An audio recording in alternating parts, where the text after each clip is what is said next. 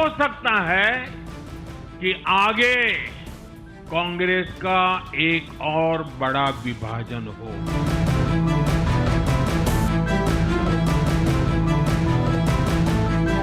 कांग्रेस की राजनीति का आधार अब सिर्फ और सिर्फ नेगेटिव पॉलिटिक्स हो गया है।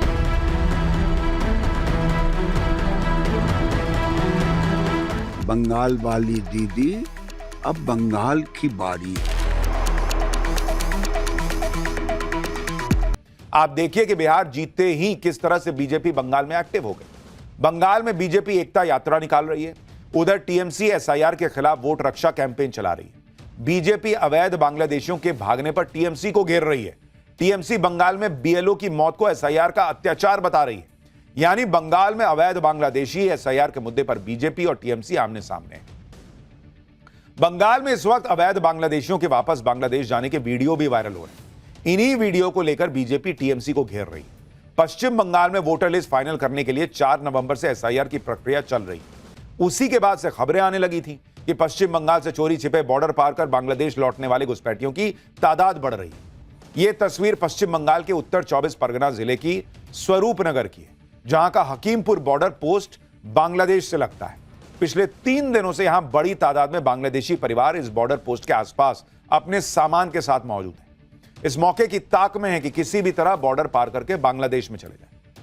आरोप है कि ये सारे अवैध बांग्लादेशी हैं जिन्होंने बिना कागजात के भारत में घुसपैठ की थी और अब यही वजह बांग्लादेश वापसी में उनके लिए मुसीबत बन रही है। बिना कागज के बांग्लादेश बॉर्डर पार करने का मतलब सीधा बांग्लादेश पुलिस के डिटेंशन सेंटर में जाना, और एसआईआर प्रक्रिया के दौरान बांग्लादेश में रहने का मतलब अवैध घुसपैठिए के ठप्पे के साथ जेल की सलाखों में जाना। भारत में रहने पर बंगाल में बिना कागजातों के कई सालों से रह रहे ये घुसपैठिए पहले कभी मानते तक नहीं थे कि वो बांग्लादेशी हैं, लेकिन एसआईआर की प्रक्रिया के डर से अब वो खुद कह रहे हैं कि वो बांग्लादेशी हैं और अपने घर लौट रहे हैं।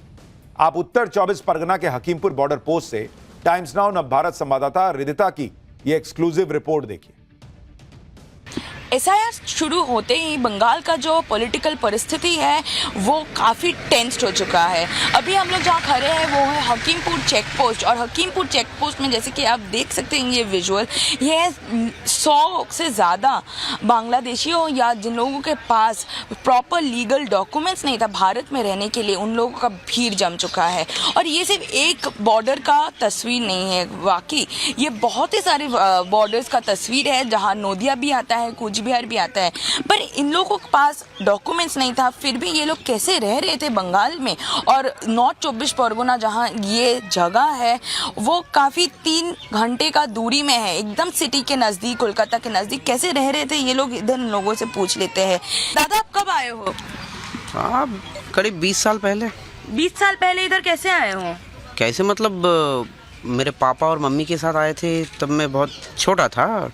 मेरे आँखों में प्रॉब्लम है, तो उनको किसी ने कहा था कि इंडिया में आके डॉक्टर दिखाने से ठीक हो जाएगा। हाँ। इसलिए मुझे लेकर आए थे। उसके बाद फिर जा नहीं सके यहाँ। क्यों नहीं जा सके?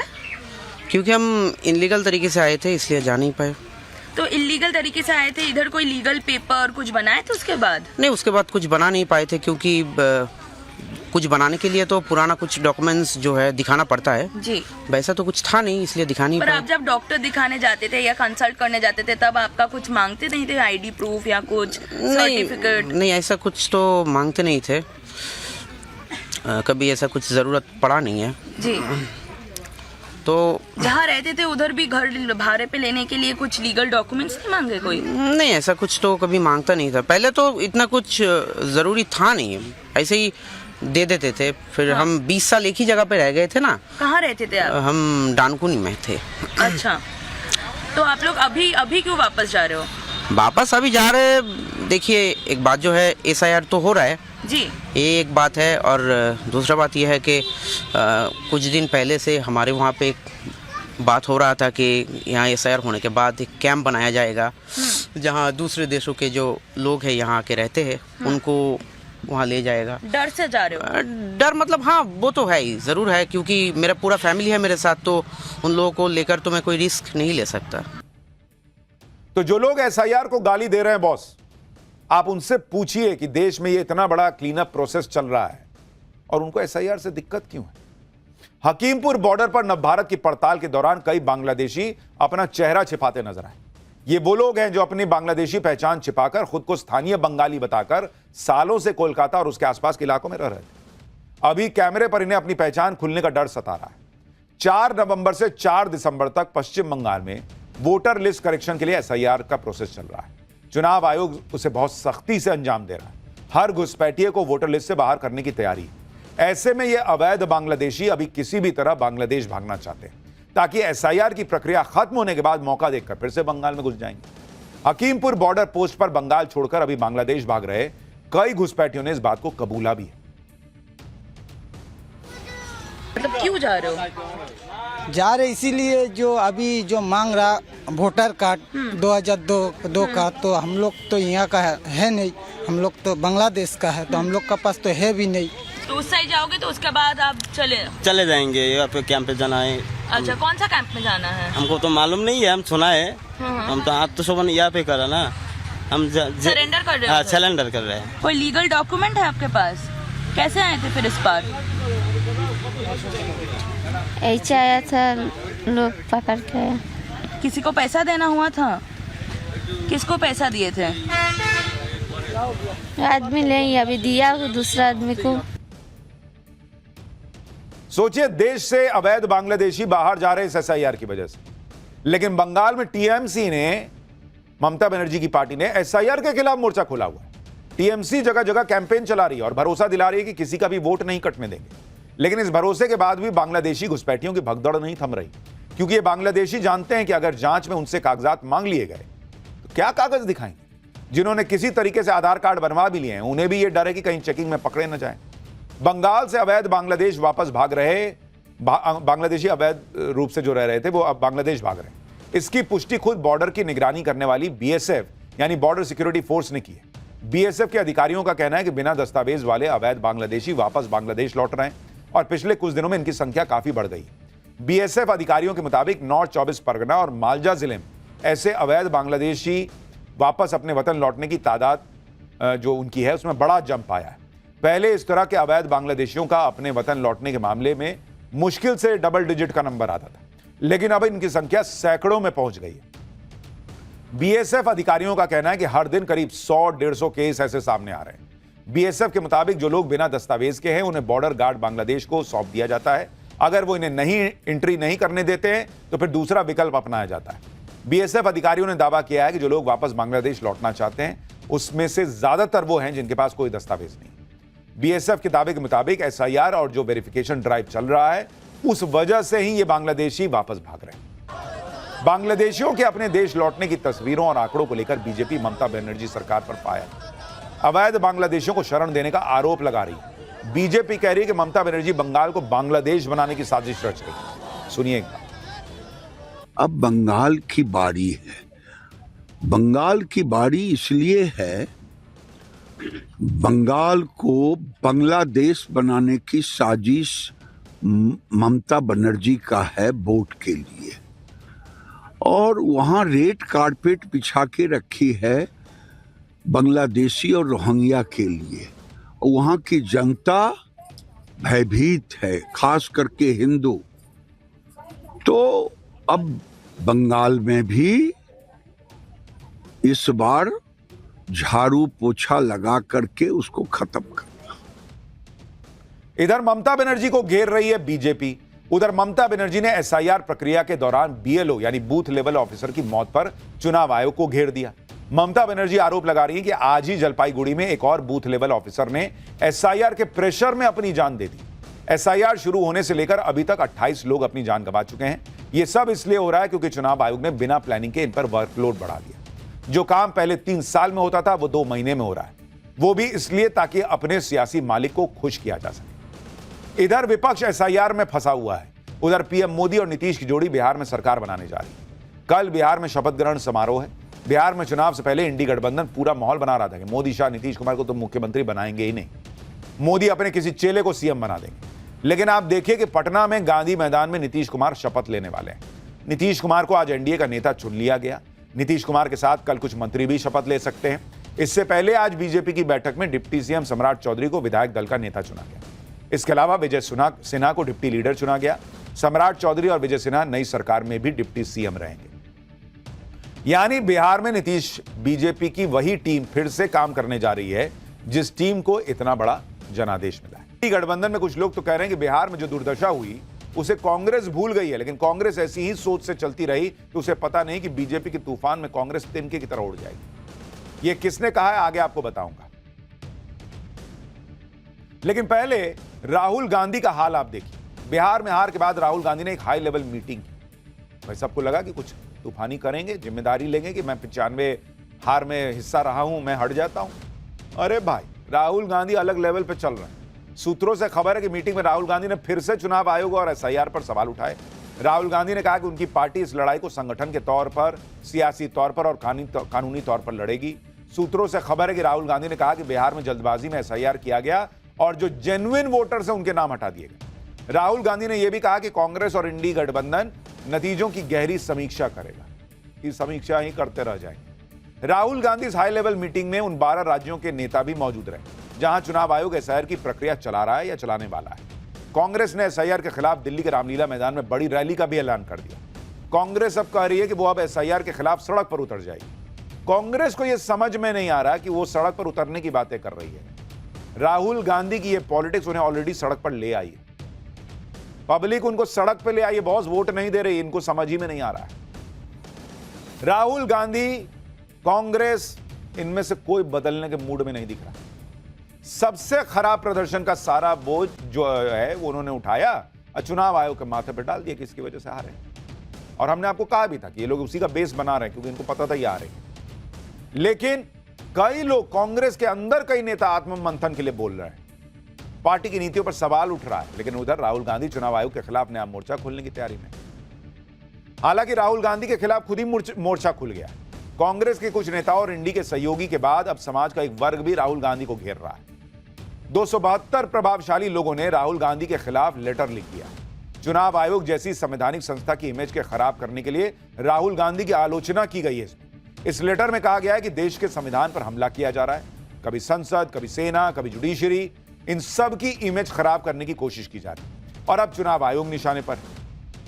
इस ओपन लेटर में कहा गया है कि राहुल गांधी ने चुनाव आयोग पर गंभीर आरोप लगाए, धमकियां दी, लेकिन हलफनामे के साथ एक भी आधिकारिक शिकायत नहीं।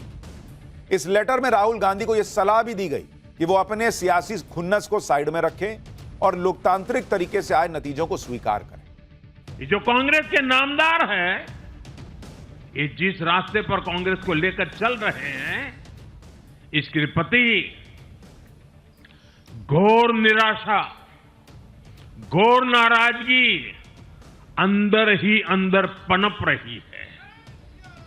और मुझे तो आशंका है, हो सकता है कि आगे कांग्रेस का एक और बड़ा विभाजन हो। यानी इस देश के प्रबुद्ध लोग राहुल गांधी को चिट्ठी लिख के समझा रहे हैं, बॉस, कि देश का बेड़ा गर्क ना कीजिए, आपके पॉलिटिक्स का बेड़ा गर्क हो रखा है, उसको सुधारने पर काम कीजिए। उधर पब्लिक का गुस्सा भी बढ़ता जा रहा है क्योंकि वोट चोरी का नाम लेकर राहुल गांधी और कांग्रेस ऐसी ऐसी बातें कर रहे हैं जिनका सिर पैर है ही नहीं। आप देखिए कि बिहार के चुनाव नतीजे के बाद भी ऐसा ही हो रहा है। कांग्रेस एनडीए के 8 कैंडिडेट की जीत का आंकड़ा लेकर आई, कह रही है कि चुनाव आयोग ने इसमें 100 का खेल किया है क्योंकि जीते हुए कैंडिडेट्स को जितने वोट मिले हैं उसमें शुरुआती 3 अंक 100 है। इसके बाद कांग्रेस बीजेपी के 5 कैंडिडेट की एक और लिस्ट लेकर आई। इसमें आरोप लगाया कि चुनाव आयोग ने 122 का अच्छा जुगाड़ किया है क्योंकि जीते हुए कैंडिडेट को जितने वोट मिले उसके शुरुआती 3 अंक 122 है। कोई सिर पैर है इस बात का बॉस? जिसको भी मान लीजिए कि अगर वोट मिल रहा है और उसमें शुरू में 100 आ गया, उसके पीछे कुछ भी हो तो वो वोट चोरी हो गई। कांग्रेस की क्या हालत हो गई है कि मतलब अपनी गलती न माननी है, अपने आप को बचाना है, गांधी परिवार पर सवाल ना उठ जाए और इनके चिले चपाटों पर कोई सवाल ना उठ जाए, इसके लिए ये लोग कुछ भी लॉजिक लेकर आ रहे हैं जिसका कोई सिर पैर नहीं। जो सोशल मीडिया पे चल रहा था उसे कॉपी पेस्ट किया, चिपका दिया और इसी वजह से इन लोगों की क्रेडिबिलिटी जो है वो घास चरने जाती है। क्रॉस चेक तक नहीं करते हैं, फैक्ट चेक तो दूर की बात है। 100 की सेटिंग, 122 की सेटिंग का नाम लेकर प्रोपेगेंडा फैला रहे हैं। मैं आपको इसका सच दिखाता हूं। पंजाब, कर्नाटक, हिमाचल प्रदेश और जहां कांग्रेस और इंडी गठबंधन की जीत हुई वहां ऐसे कई उदाहरण मिल रहे हैं जहां जीतने वाले कैंडिडेट को मिले वोट के नंबर शुरुआती 3 डिजिट 1 है। जैसे आप पंजाब में 2017 में हुए चुनाव का डेटा देख लीजिए। अमृतसर नॉर्थ से कांग्रेस के सुनील दुत्ती को 59,212 वोट मिले। राजा सांसी को कांग्रेस के सुखविंदर सिंह को 59,628 वोट मिले। तरन तारण से कांग्रेस के धर्मवीर अग्निहोत्री को भी 59,794 वोट मिले। जालंधर कैंट से कांग्रेस के परगट सिंह को भी 59,349 वोट मिले। राजपुरा से कांग्रेस के हरदयाल सिंह कंबोज को 59,107 मिले। तो कांग्रेस क्या 59,000 वाला खेला कर रही थी और इसीलिए कांग्रेस की उस वक्त सरकार बन गई थी। इसी तरह पठानकोट से कांग्रेस के अमित विज को 56,383 वोट मिले। मुकेरिया से कांग्रेस के रजनीश कुमार को 56,787 वोट मिले। दसूया से कांग्रेस के अरुण डोगरा को 56,527 वोट मिले। यहां भी कांग्रेस के सभी उम्मीदवारों को 56,000 वोट के आसपास मिले। तो क्या उन्होंने खेला किया था? भोगा से कांग्रेस के जोगिंदर पाल को 67,865 वोट मिले। गुरदासपुर से कांग्रेस के बरिंद्रमीत सिंह को 67,709 मिले। गिल सीट से कांग्रेस के कुलदीप सिंह को 67,927 मिले। फिरोजपुर सीट से कांग्रेस के परमिंदर सिंह को 67,559 वोट मिले। तो ये 67,000 वाला खेला चल रहा था क्या? आप ये लोग ये भी नहीं सोचते हैं कि भाई आज की डेट में लोग पाठशाला देखते हैं, अवेयर रहते हैं, तुरंत धरा जाएंगे ये लोग, और उसके बाद ऐसा नैरेटिव चलाते हैं तो क्रेडिबिलिटी जो है वो ढेले भर की नहीं बचती। उसके बाद कहते हैं कि मैं बोलता हूं तो पब्लिक मानती क्यों नहीं? अरे कैसे मानेगी बॉस? और पंजाब में ये लोग जीते थे जिस वक्त का आपको आंकड़ा बता रहा हूं। कर्नाटक देखिए ना, 2023 के चुनावों में कांग्रेस ने सरकार बनाई, वहां भी इनके कैंडिडेट्स का ऐसा ही डेटा था। तब तो चुनाव आयोग पे सेटिंग का आरोप नहीं लगा। जैसे बागलकोट से कांग्रेस के HY मिति को 79,336 वोट मिले। मुद्दे बिहाल से कांग्रेस के KCS नायगौड़ा को 79,483 वोट मिले। मस्की सीट से कांग्रेस के बसनगौड़ा तुरविहाल को 79,566 वोट मिले। तीनों सीट पर उम्मीदवार जो है वो 79,000 वोट से जीता था। तो यहां 79,000 वाला खेला हो रहा था। हिमाचल, जहां कांग्रेस ने 2022 में सरकार बनाई, जयसिंहपुर से कांग्रेस के यादविंदर गोमा को 28,058 वोट मिले। श्री रेणुका जी सीट पर कांग्रेस के विनय कुमार को 28,642। कसौली से कांग्रेस के विनोद कुमार सुल्तानपुरी को 28,200। रामपुर से कांग्रेस के नंदलाल को 28,397। चारों सीट पर कांग्रेस के उम्मीदवार को 28,000 वोट मिले। भट्टियात सीट पर कांग्रेस के कुलदीप पठानिया को 25,989 वोट मिले। कसुमपट्टी सीट से कांग्रेस के अनिरुद्ध सिंह को 25,759 वोट मिले। तो ये क्या 25,000 वाला खेला हो रहा था क्या? ऐसे इतने उदाहरण है कि कितने देते चले जाएं। कांग्रेस पार्टी नहीं बदल रही बॉस। वोट चोरी के आरोपों पर भी कांग्रेस अपने जाल में फंसती जा रही है। आरोप लगा रही है कि बिहार में महिलाओं के खाते में 10,000 रुपए डालकर वोट चोरी की गई। लेकिन ऐसा तो झारखंड में चुनाव के दौरान भी हुआ था। वोटिंग से 2 दिन पहले महिलाओं के खाते में पैसे ट्रांसफर हुए थे। सच यह है कि चुनाव आयोग उन योजनाओं पर रोक लगा नहीं सकता जिन्हें चुनाव कार्यक्रम शुरू होने से पहले शुरू किया गया था। बिहार में मुख्यमंत्री महिला रोजगार योजना की शुरुआत 26 सितंबर 2025 को हुई थी, जिसके तहत महिलाओं को आत्मनिर्भर बनाने के लिए 10,000 रुपए की मदद दी जानी थी। इस योजना के शुरू होने के बाद बिहार में चुनाव की तारीखों का ऐलान 6 अक्टूबर को हुआ। इसी तरह झारखंड में भी मैया सम्मान योजना चल रही है, जिसके तहत महिलाओं को हर महीने 1,000 रुपए दिए जाते हैं। झारखंड में इस योजना की शुरुआत जुलाई 2024 में हुई। योजना के तहत ही 11 नवंबर 2024 को 1,000 रुपए महिलाओं के खाते में ट्रांसफर हुए, जबकि मतदान 13 नवंबर को हुआ, 2 दिन बाद। तो क्या 2 दिन पहले 1,000 रुपया ट्रांसफर करके महिलाओं का वोट झारखंड में खरीदा गया था क्या? For more of such videos, do like, share and subscribe to ET Now Swadesh.